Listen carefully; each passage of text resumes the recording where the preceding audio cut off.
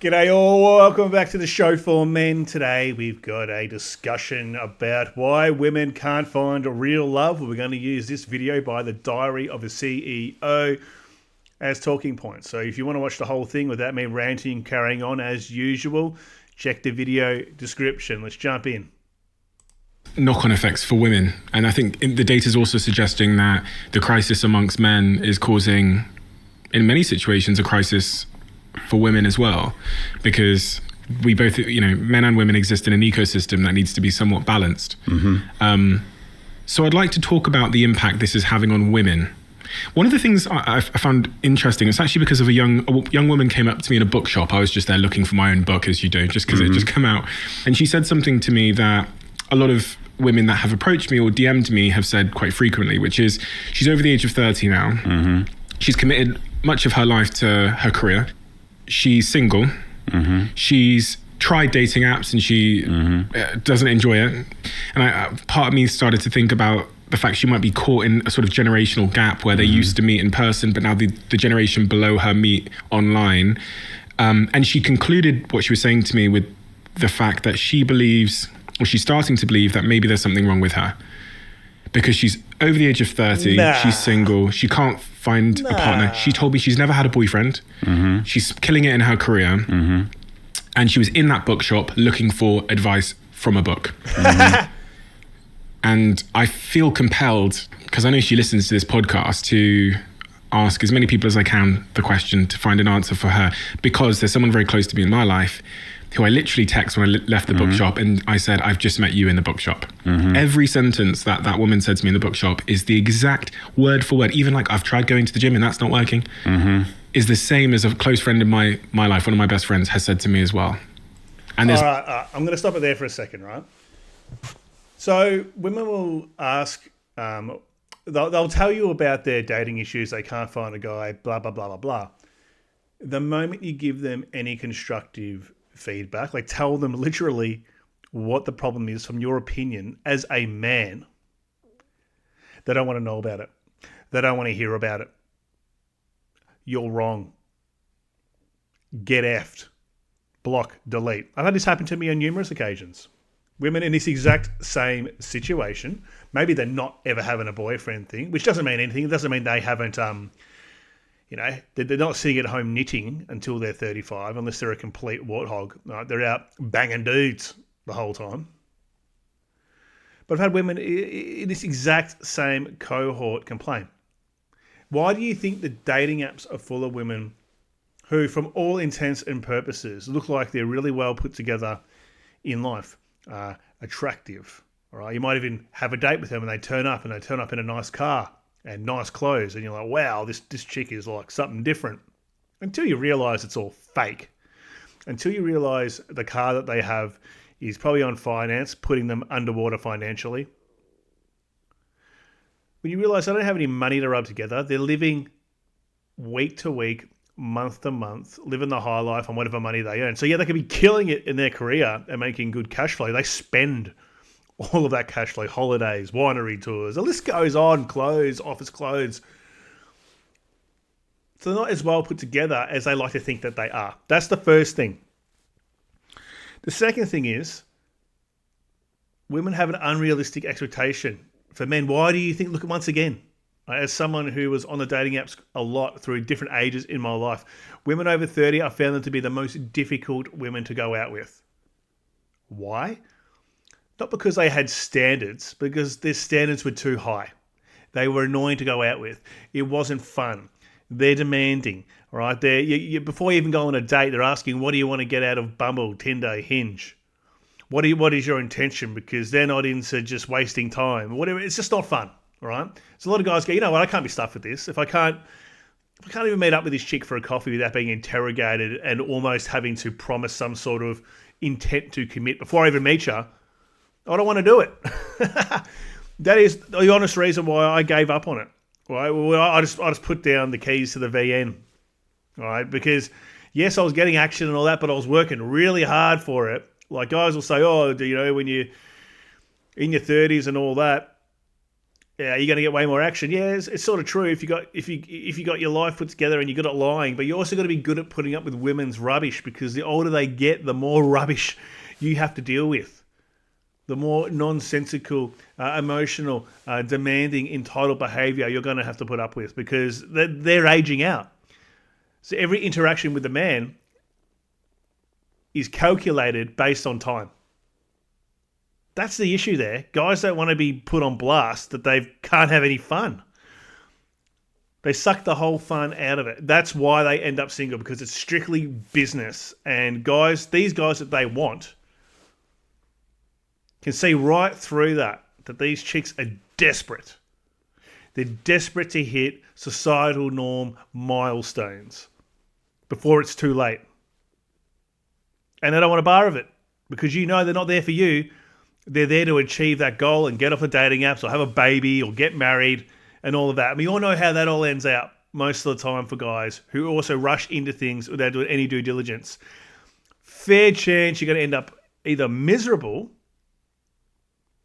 having a kid with some chick and then she dumps you when the kid's like 2 years old, and you're paying child support, and losing half your stuff or more.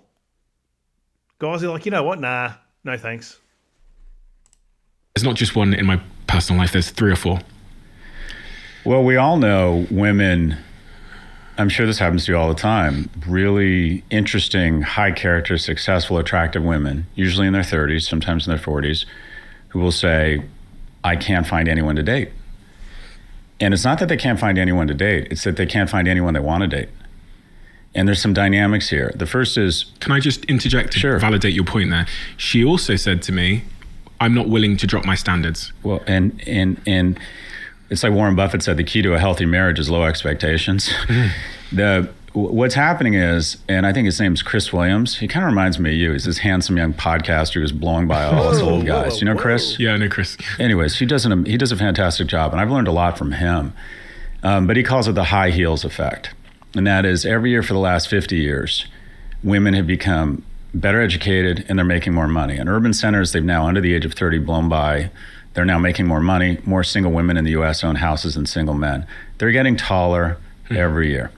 And the reason he uses height is that 50% of women say they won't date a guy shorter than them. It's probably more like 80%. And even if they're not cognizant of it, just anthropologically, subconsciously, they're just usually not attracted to men shorter than them, because they have something telling them that this individual is less likely to be able to physically protect you. So there you go. So how many men? So let's talk about that. So they want tall guys, right? And I can say I benefited greatly from being tall. I'm around about 6'4", maybe just a smidge under. And I had a lot of women, the first thing they say when they would match me in the dating apps, oh, wow, you're tall. I want to meet them. Oh, wow, you're tall. They loved it. Like, they're in awe about how tall and well-built that I was. They really seemed to feel like they'd struck gold a little bit. So I can empathize with guys who aren't getting a look in because they're not tall. Because it really does have an effect on the amount of attention you'll get, especially on a dating app, okay?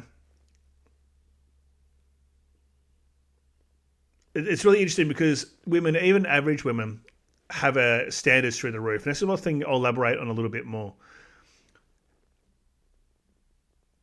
Average women want guys that are far above them. So I want to talk about, so you got these chicks, right? I want to just unpack this a little bit.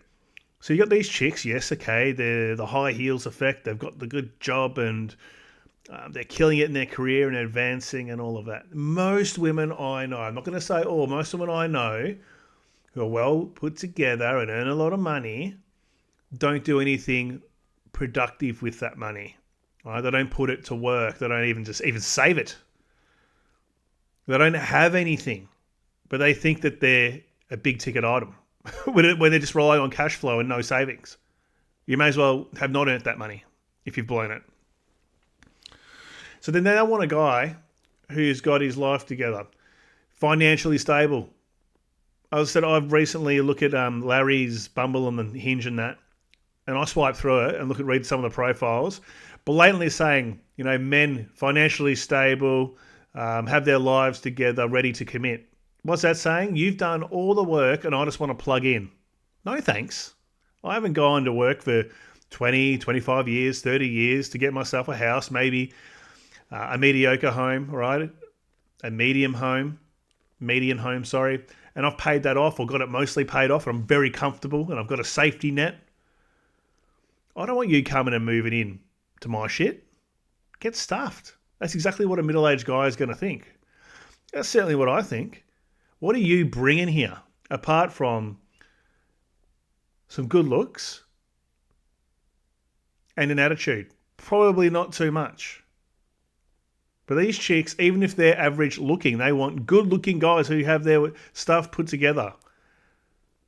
And then it falls into delusion, and that's why they end up single, because they keep chasing something they're not going to get.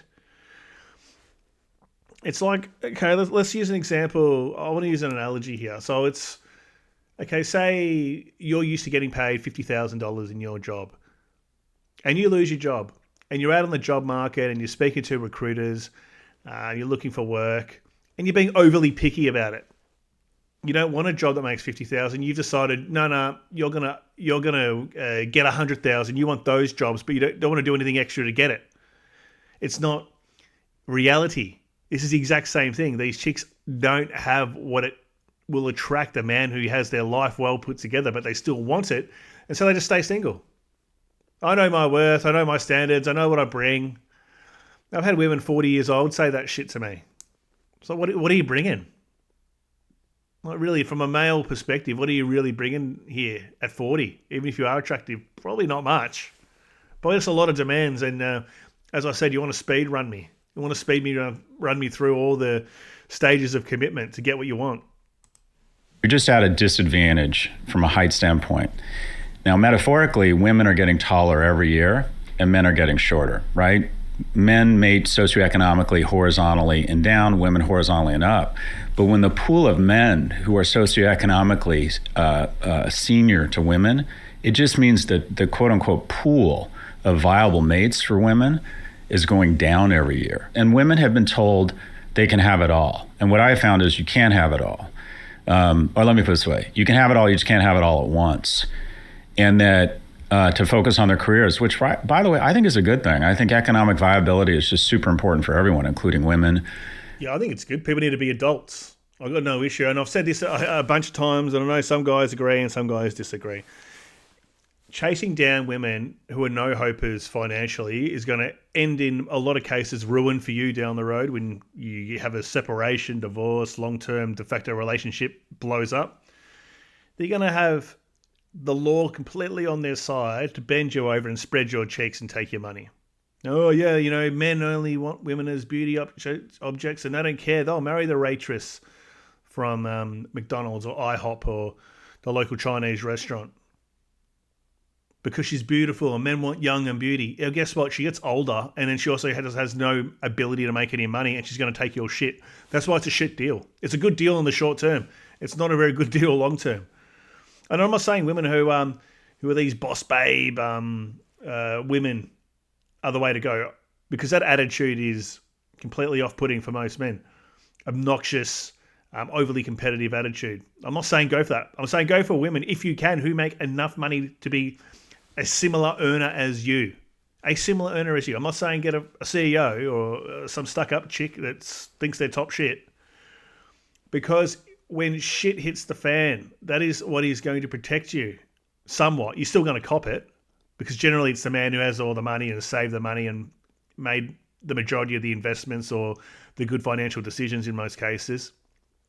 You're going to lose, but not as much. I've heard guys losing 70% when they've married and had kids with the McDonald's girl who stayed home and did nothing. So that's your reward for doing that. So be warned. But the reality is, as they have gotten taller, men have gotten shorter, so there's just less pairing. Society has a tendency to evaluate a woman's success through the lens of her romantic success. Not as much for men. People look at you and think, and I don't know your relationship status, but people look at you like, guy who's killing it. He's killing it, and he's single. Oh my God, it's good to be Stephen Bartlett.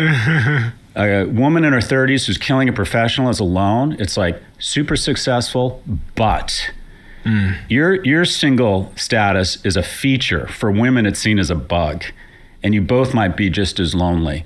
But or you might be engaging in, and I'm projecting here, I have no idea what your situation is here, but there's this dynamic where the men who are in the top 10% can engage in Portia polygamy. And that is women with online dating now believe, there's something wrong with this, that, and this is going to get me in trouble, but let's rate everybody. Most people will acknowledge that some people are more attractive than others, and they find certain people less and more attractive. A woman of average attractiveness can have a relationship, and when I say relationship, that's code for sex, with someone who's in the top 10%. But that individual is probably not going to establish a long-term relationship. And because of the lack of friction and connection and meeting people via text message or online dating, the top 10% of men are getting 80+ % of the opportunities for short-term relationships or sex. That's the thing, right? And so that's why a lot of those guys drive these women insane, because they're never going to commit. They're never going to be emotionally available because they've got too much choice, okay? They've got too much choice in women, and they can also be picky. They can treat women the way that women treat most men, as discardable objects. You know, they can be ghosted and chucked away at a moment's notice, which is what most women do to men on dating apps or in the dating process. So women hate that, but for some reason they still are attracted to these guys. When women say there are no good men, what they're saying is there are no men who will do whatever I want, will be super handsome, are the kind of guy that all the other girls want, the kind of guy that has a choice of litter. He only has eyes for me. He's well put together and he's tall. Or something of the above, something around that line. That's what they're saying here. And what guy is going to do that? What guy is going to do that? As I said, I'm not some uber super Chad, but I had good experiences where I would have rosters and have lots of girls on the go, and I knew if one dropped off, I'd always be able to get another one. I'm not looking at women to commit to them. That's like, what would I do that for? When you got so much option, generally the guys who want to commit are the ones that struggle to have a lot of variety, and there's nothing wrong with that. That is the majority of men. I'm not saying I'm better than you. I'm just saying I was a Brycey and a Steve-O. I was Skynet, and I was saying and doing what I had to do to get women. Okay? I'm not saying I'm any better than anybody. I've just had that experience. So I can tell you that being that kind of guy that women, relatively attractive to me, right? As I said, I'm not a 10 out of 10. Would try and lock me down all the time. Would try and lock me down. But I wasn't interested. But these same women will complain there are no good men out there, when there'll be a lot of men out there who would have loved to take her on. But they're chasing dickheads like me. Like, I am the data point here. I've seen it firsthand. Believing all the bullshit that I'll tell them, even if they know it's bullshit. Just going along with it, hoping they'll change me, hoping I'll change my mind, all that sort of thing. There's just no reason to want to settle down.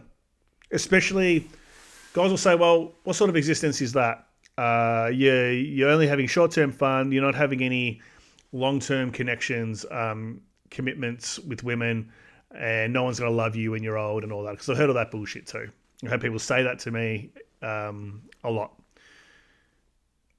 I might have bought into that in my 20s, but I've been through that experience. I can tell you what, guys, just because you get a woman and you commit to her and she commits to you at that particular time, it doesn't mean it's going to last forever. Guys think they get married and it's going to last and it's going to be all rainbows and life's going to improve greatly.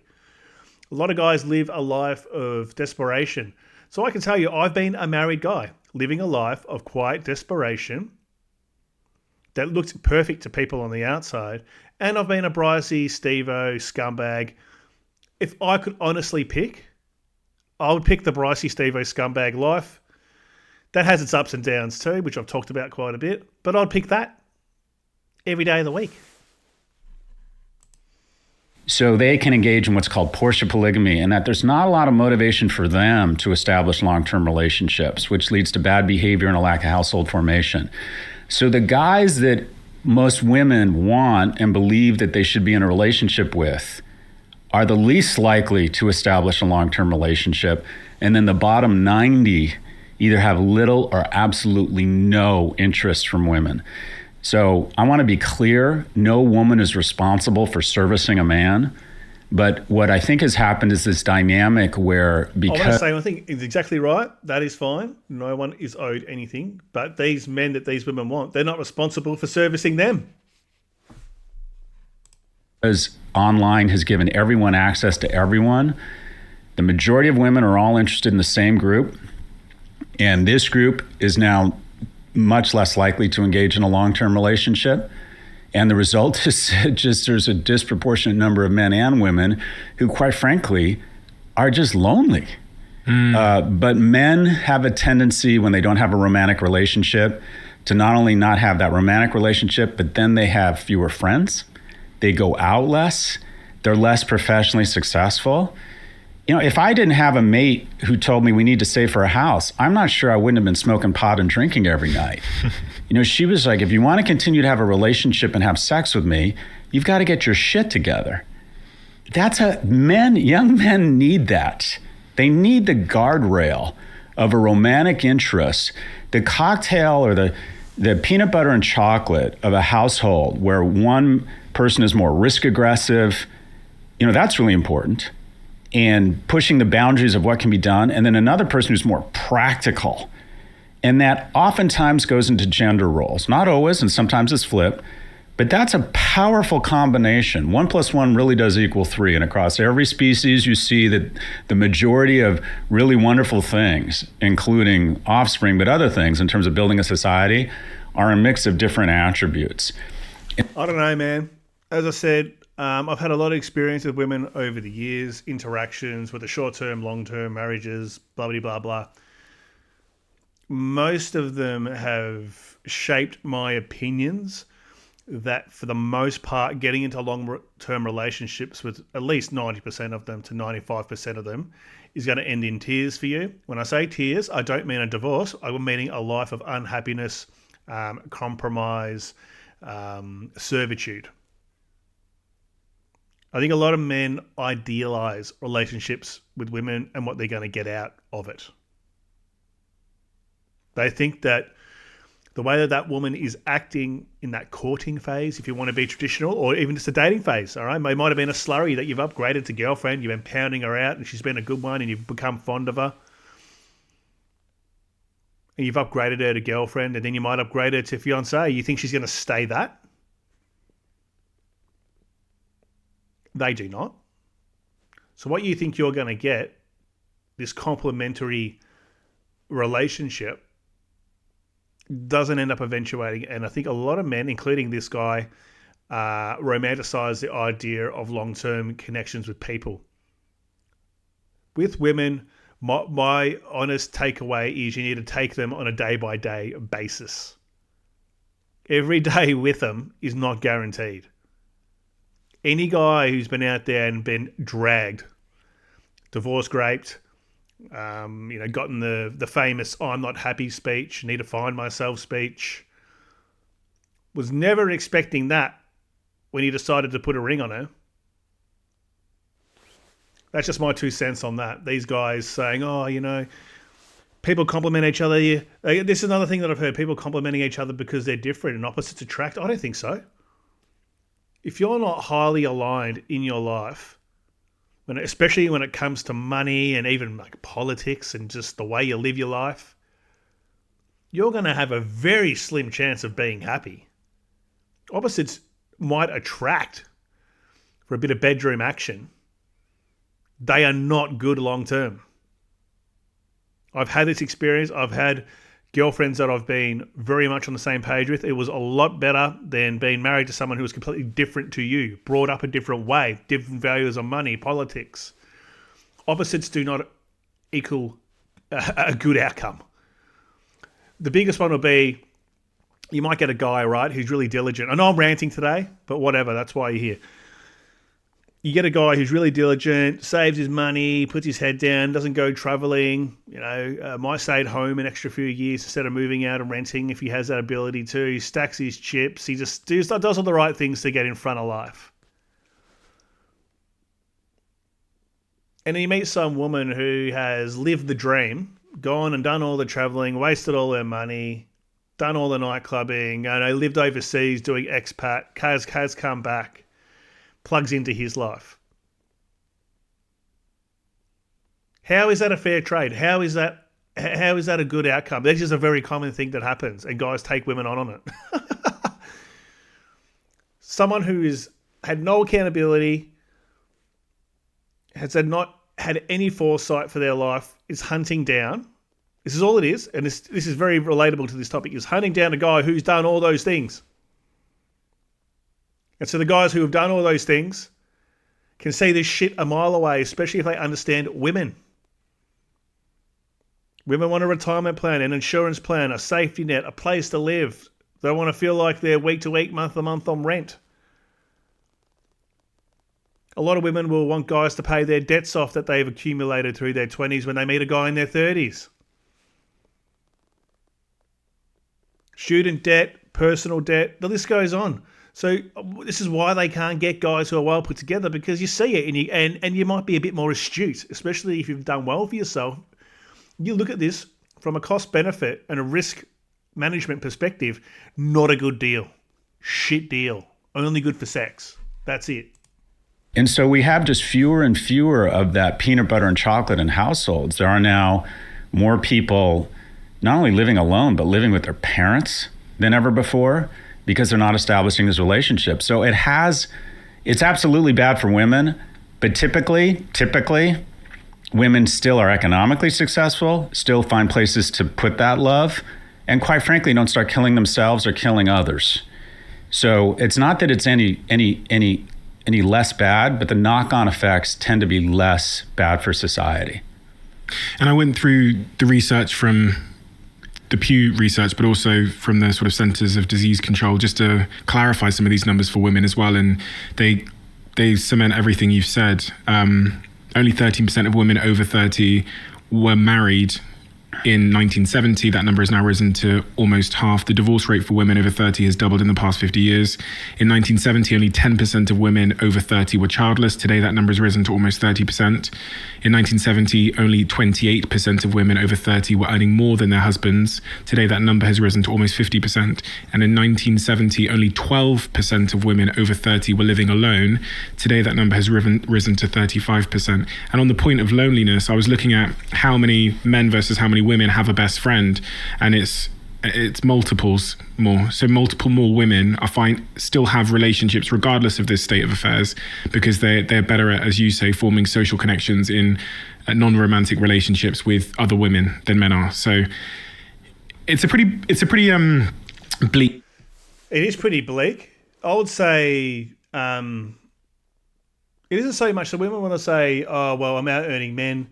We're 1-to-1 ratio now about earning the same. That's good. I mean, what guy doesn't want a woman who earns money and can help him, right, and build something together? That's the dream. Guys want to build. I mean, whether it's a false dream or not, I think in most cases it is. But men want to build something, and women say they want to build something. Now, women want to plug into something that's already built and maybe add to that in a minor way. But women say, well, I earn this amount of money and I'm really good in my career, and that intimidates men, and that's why I'm single. It's because you're a see you next Tuesday. You're obnoxious, you're loud, you're rude about it. You're critical of men who might not have the same career path as you or the same educational level, even if they do make the same amount of money. I had a girlfriend when I was younger. I was blue collar at the time.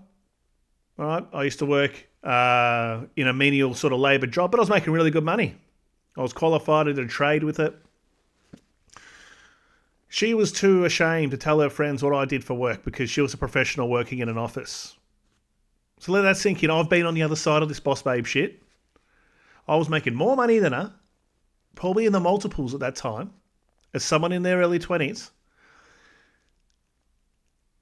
And she thought that was something to be ashamed of. And that is a lot of women. You get these white collar women, they want a white collar guy. They want someone in a attractive sounding profession who has all the same attributes that every other woman wants. So what are the chances of getting that? And then they don't say, you know what, I'm not getting that. You know what, I'm gonna settle. Some settle. Like someone gets some dweeb off the internet and get him to knock her up within 3 months. I've seen that happen too. But a lot of them will just continue raising the standard. That's why it's funny. That's why I make these videos. I make a lot of these TikToks making fun of them. Because they cause their own problems through the illusion of choice. Big picture, and maybe most importantly of all, there's a clear direction of travel here. And if you extrapolate out that direction of travel, we don't get to a good place. Population decline you spoke of, and how that lopsides society, depression, mental health, suicide. If you were to try and have one answer that would address, not all of it, but really take a dent out of obesity, addiction, deaths of despair, male abandonment, divorce, depression, if we raised, and I don't know the numbers here, but if we raised in the United States the minimum wage, if we tripled the minimum wage, I think you would go a long way to solving a lot of those problems. I think putting more money in the pockets of young people and reducing the rage and the shame and the deaths of despair would go so far to solving loneliness. I think it's pretty basic. At the end of World War II, the top tax rate was 92%. We just decided rich people are here to reinvest in the middle class.